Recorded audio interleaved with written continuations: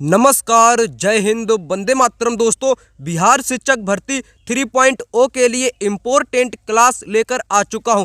इस क्लास में history, geography, polity और साइंस के ऐसे बेहतरीन प्रश्नों को करवाएंगे जो आपके एग्जाम में महत्वपूर्ण साबित होंगे। यह क्लास आपके लिए बहुत महत्वपूर्ण रहेगी क्योंकि इस क्लास में टॉप लेवल के क्वेश्चन सिलेक्ट किए गए हैं। मैं कह सकता हूं बीपीएससी के जो फेवरेट क्वेश्चन रहते हैं, ऐसे क्वेश्चन को मैंने यहां पर सिलेक्ट किया है। आइएगा पहले क्वेश्चन से यहां पर प्रारंभ करते हैं। निम्न राज्यों में से कौन सा राज्य भारत में सर्वाधिक सौर ऊर्जा का उत्पादक है? तेलंगाना, कर्नाटक, आंध्र प्रदेश, राजस्थान। उपयुक्त में से कोई नहीं या एक से अधिक होंगे। राइट आंसर जो यहाँ पर होगा आपका हो जाएगा कर्नाटक। कर्नाटक राज्य जो है वो सर्वाधिक सौर ऊर्जा का उत्पादक राज्य है। आइएगा अगले क्वेश्चन की यहाँ पर बात करें। क्वेश्चन कहता है कि धन विधेयक पेश किया जा सकता है केवल लोकसभा में, केवल राज्यसभा में, लोकसभा व राज्यसभा दोनों में, लोकसभा व राज्यसभा दोनों के संयुक्त सत्र में। कौन सा यहाँ पर राइट होगा? अगर राइट आंसर की बात करें तो राइट आंसर यहाँ पर होगा आपका केवल लोकसभा में। धन विधेयक पेश किया जाता है केवल लोकसभा में। आइएगा अगले क्वेश्चन की यहाँ पर बात करते हैं। पंचायती राज प्रणाली किस सूची में है? संघ सूची, राज्य सूची, समवर्ती सूची या कोई नहीं या इनमें से सभी में ये शामिल है। आपसे यहाँ पर पूछा गया है जो आपकी पंचायती राज जो प्रणाली है वो किस सूची में सम्मिलित की गई है, संघ में है या राज्य में है? यहाँ पर कौन सा इसका राइट आंसर होगा? अगर मैं बात करूं पंचायती राज प्रणाली की, ये जो आपकी है ये सम्मिलित है किसमें? राज्य सूची में। राज्य सूची के अंतर्गत आपकी पंचायती राज प्रणाली इसी में ही शामिल है। आइएगा अगले क्वेश्चन की यहाँ पर बात करें। क्वेश्चन नंबर यहाँ पर आ चुका है 4। कौन सी गैस अपने ग्रीन हाउस प्रभाव से ग्लोबल वार्मिंग में योगदान करती है?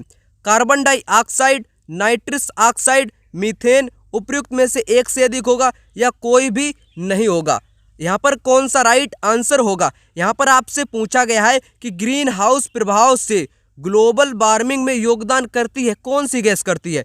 कार्बन डाइऑक्साइड भी करती है, ठीक है, और नाइट्रस ऑक्साइड भी इसमें मदद करती है ग्लोबल वार्मिंग को फैलाने में, बढ़ाने में। मीथेन गैस भी इसी में शामिल आपकी हो जाएगी। कहने का मतलब है तीनों यहाँ पर जो कथन दिए गए हैं वो सही हो जाएंगे। तो राइट आंसर आपका यहाँ पर ऑप्शन डी हो जाएगा। उपयुक्त में से एक से अधिक यहाँ पर हो जाएंगे। आइएगा अगले क्वेश्चन की यहाँ पर बात करते हैं। एल्यूमिनियम का सबसे महत्वपूर्ण अयस्क आपसे पूछा गया। किसका?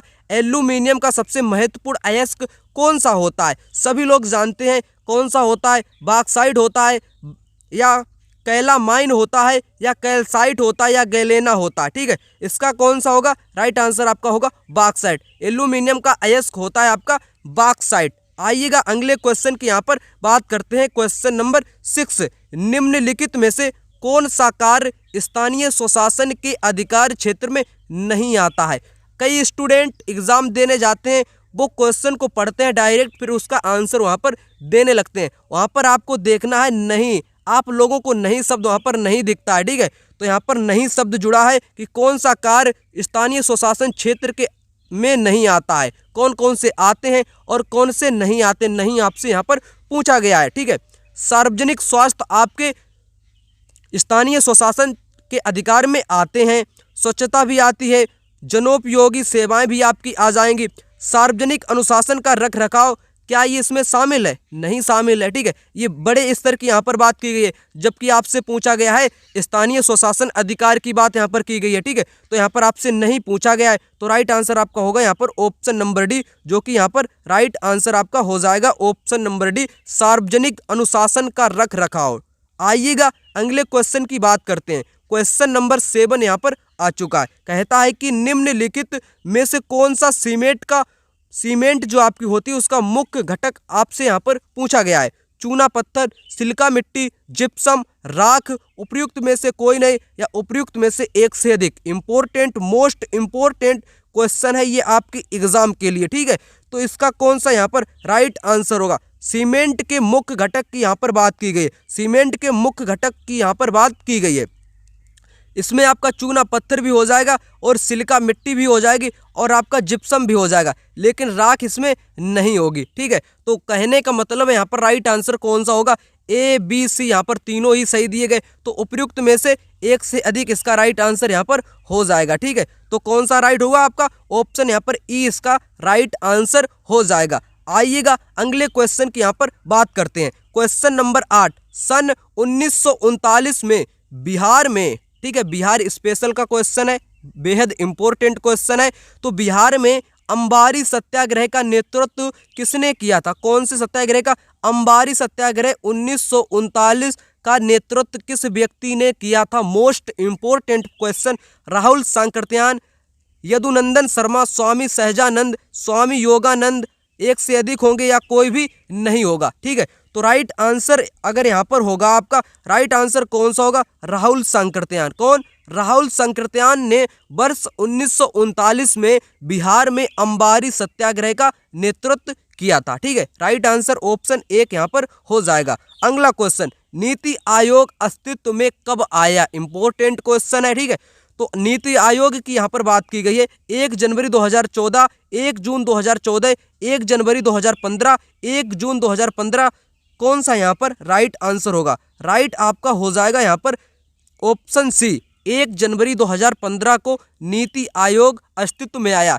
इससे पहले नीति आयोग को योजना आयोग के नाम से जानते थे। ठीक है, योजना आयोग के नाम से जाना जाता था, जिसमें प्रथम पंचवर्षीय योजना, दूसरी तीसरी आपकी हुआ करती थी सम्मिलित। ठीक है, इसको बदलकर आपका क्या कर दिया गया, नीति आयोग वर्ष 2015 में जनवरी महीने में कर दिया गया था, याद रखिएगा। ठीक है, आइएगा अगले क्वेश्चन की बात करूं, यहाँ पर त्रिरत्न या 3 रत्न जैसे सटीक ज्ञान, सच्ची आस्था और सटीक क्रिया निम्नलिखित में से किससे संबंधित है। मोस्ट इंपोर्टेंट क्वेश्चन, बौद्ध धर्म से, हिंदू धर्म से, जैन धर्म से, ईसाई धर्म से, इनमें से कोई नहीं या एक से अधिक। ठीक है, कई विद्यार्थी सोचने लगे होंगे कि सर इसका राइट आंसर होगा यहाँ पर बौद्ध धर्म, क्या होगा, बौद्ध धर्म, जो कि बिल्कुल गलत हो जाएगा। आपसे यहाँ पर क्या पूछा गया है, त्रिरत्न यानी कि 3 रत्न जैसे सटीक ज्ञान, सच्ची आस्था और सटीक क्रिया के बारे में पूछा गया। ये संबंधित है आपकी जैन धर्म से, किससे, ये त्रिरत्न आपके संबंधित हैं किससे, जैन धर्म से। एक आपकी होती है त्रिपिटक, क्या होती है आपकी, पिटक होते हैं। ठीक है, पिटक जो संबंधित होते हैं वो आपके होते हैं बौद्ध धर्म से। ठीक है, जिसके अंतर्गत विनय पिटक, अभिधम्म पिटक आपके आ जाते हैं। ठीक है, तो यहाँ पर ये आपकी बौद्ध धर्म से संबंधित होती है, और त्रिरत्न जिसमें आपके ये 3 रत्न बताए गए ये आपके जैन धर्म से संबंधित होते हैं। आइएगा अगले क्वेश्चन की यहाँ पर बात करते हैं। भागलपुर यानी कि बिहार स्पेशल का क्वेश्चन है, में नमक सत्याग्रह का नेतृत्व किसने किया था भागलपुर में, श्री कृष्ण सिंह, महादेव लाल सराफ, कुमार मिश्रा, सत्यनारायण, किसने किया था। तो यहाँ पर राइट आंसर कौन सा होगा, राइट आंसर यहाँ पर आपका हो जाएगा, कौन सा राइट होगा यहाँ पर, महादेव लाल सराफ। ठीक है, इन्होंने ही किसका नेतृत्व किया था, भागलपुर बिहार में नमक सत्याग्रह का नेतृत्व किया था महादेव लाल सराफ में। आइएगा अगले क्वेश्चन की यहाँ पर बात करते हैं। ठीक है, क्वेश्चन नंबर 12 यहाँ पर आ चुका है। क्वेश्चन जो है, क्वेश्चन क्या कहता है, क्वेश्चन आपका कहता है कि स्वामी सहजानंद निम्न में से किससे संबंधित थे। सहजानंद बिहार स्पेशल का क्वेश्चन है, बिहार में जनजातीय आंदोलन से थे, या बिहार में मजदूर आंदोलन से थे, या बिहार में किसान से थे, या बिहार में जातीय आंदोलन से थे, या इनमें से एक से अधिक थे, या इनमें से किसी में भी नहीं थे। कौन सा यहाँ पर राइट होगा, राइट जो आंसर आपका होगा यहाँ पर राइट हो जाएगा आपका किसान आंदोलन। ठीक है, किसान आंदोलन में सम्मिलित थे कौन, स्वामी सहजानंद। ठीक है, किसान आंदोलन में सम्मिलित थे, ऑप्शन यहाँ पर सी जो है वो यहाँ पर राइट आंसर हो जाएगा। आइएगा अगले क्वेश्चन की यहाँ पर बात करते हैं। यहाँ पर बात की गई है क्वेश्चन नंबर 13 की, सन 1964 में संयुक्त राज्य अमेरिका में कौन सा कानून पारित किया गया था। कानून आपसे यहाँ पर पूछा गया है कि कौन सा कानून पारित किया गया था। नागरिक अधिकार कानून, राजनीतिक अधिकार कानून, ए और बी दोनों, या इनमें से कोई नहीं। मोस्ट इंपोर्टेंट क्वेश्चन है जो कि आपकी पॉलिटिकल साइंस से संबंधित क्वेश्चन यहाँ पर पूछा गया है। ठीक है, तो यहाँ पर कौन सा इसका राइट आंसर होगा, राइट आंसर यहाँ पर होगा नागरिक अधिकार आंदोलन। ठीक है, 1964 में अमेरिका में कौन सा कानून पारित हुआ, नागरिक अधिकार कानून पारित हुआ था। ऑप्शन ए यहाँ पर राइट हो जाएगा। अगला क्वेश्चन क्या कहता है कि चिपको आंदोलन क्या है। पेड़ों की कटाई को रोकना, अधिक से अधिक पेड़ लगाना, पेड़ों की सुरक्षा करना, या इनमें से कोई नहीं। इंपॉर्टेंट क्वेश्चन है, ठीक है। आपका क्वेश्चन ये यहाँ टेंथ की आपकी एनसीईआरटी से क्वेश्चन लिया गया है, ठीक है। तो यहाँ पर कौन सा राइट आंसर यहाँ पर होगा? चिपको आंदोलन 1973 या 70 के दशक की बात करूं, 1973 आप याद रखिएगा, या 1970 के दशक की बात कर लूं, तो वहां पर चिपको आंदोलन चलाया गया था। कहां पर चलाया गया था? उत्तराखंड राज्य में चलाया गया था। कहां पर? उत्तराखंड राज्य में ये आंदोलन आपका चलाया गया था। इसका नेतृत्व सुंदरलाल बहुगुणा जी ने किया था, याद रखिएगा। ये किससे संबंधित था? ये पेड़ों की कटाई को रोकने से संबंधित था। इसको औरतों और पुरुषों ने पेड़ों में चिपक कर, ठीक है, चिपक कर उन वृक्षों की रक्षा की थी, तो इसीलिए इसका नाम पड़ गया चिपको आंदोलन, ठीक है, पेड़ों को चिपक कर, ठीक है। तो राइट आंसर ऑप्शन ए यहाँ पर हो जाएगा। अगला क्वेश्चन कहता कि एक नाभिक की द्रव्यमान संख्या, कौन सा राइट है? न्यूट्रॉनों और प्रोटॉनों की संख्या का योग होती है, न्यूट्रॉनों और प्रोटॉनों का कुल द्रव्यमान होती है, हमेशा परमाणु भार से अधिक होती है, हमेशा परमाणु संख्या को से कम होती है। कौन सा सही यहाँ पर हो जाएगा? राइट आंसर जो होगा यहाँ पर, एक नाभिक की द्रव्यमान संख्या क्या होती है? न्यूट्रॉनों और प्रोटॉनों की संख्या का योग होती है, ठीक है। ऑप्शन एक यहाँ पर राइट आंसर हो जाएगा। नेक्स्ट क्वेश्चन की बात करें, यहाँ पर अगला क्वेश्चन जो है आपका, वो है ताप बिंदु जिस पर ठोस, द्रव और गैसीय अवस्थाएं एक साथ रह सकती हैं, कहलाता है क्वथनांक, गलनांक, हिमांक या त्रिक बिंदु, ठीक है। तो राइट आंसर यहाँ पर कौन सा होगा? सभी सही हो जाएंगे या कोई भी सही यहाँ पर नहीं होगा? सही आंसर की मैं बात करूं तो राइट आंसर यहाँ पर आपका होगा त्रिक बिंदु।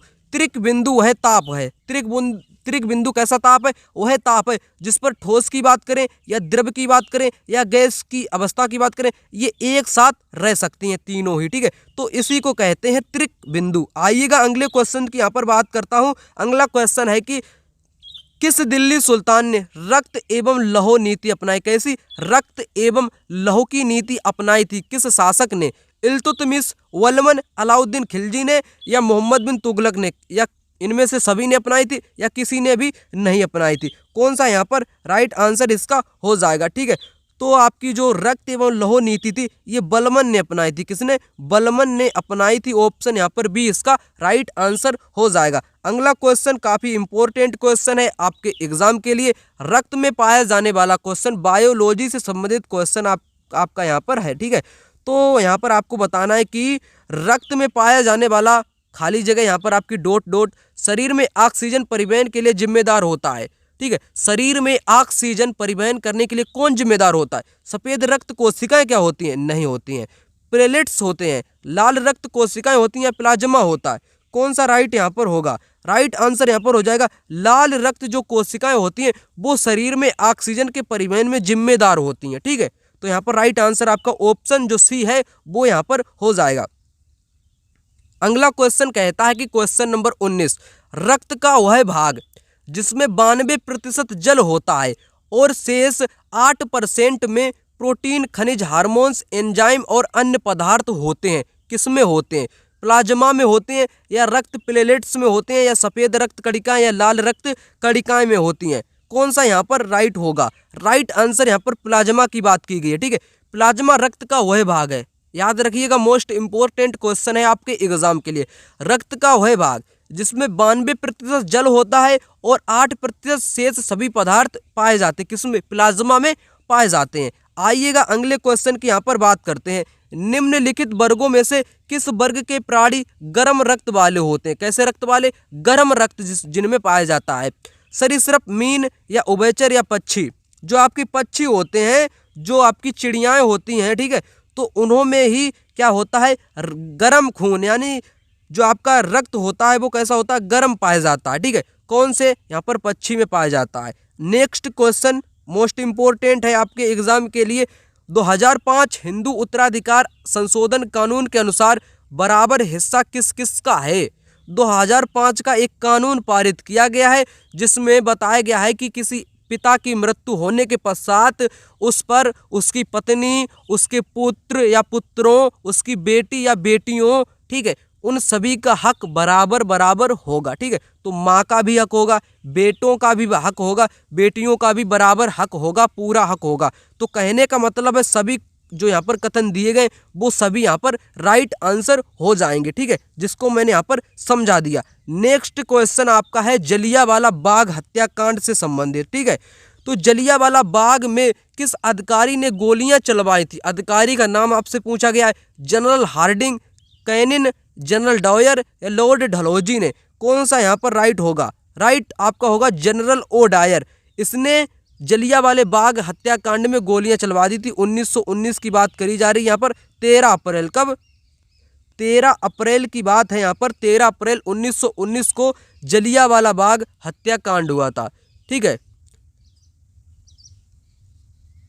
अगला क्वेश्चन कहता है कि किस राज्य या किन राज्यों में पंचायती राज संस्थाओं में स्त्रियों के लिए 50% आरक्षण को वैध किया गया है? बिहार में, उत्तराखंड में, मध्य प्रदेश में या हिमाचल प्रदेश में?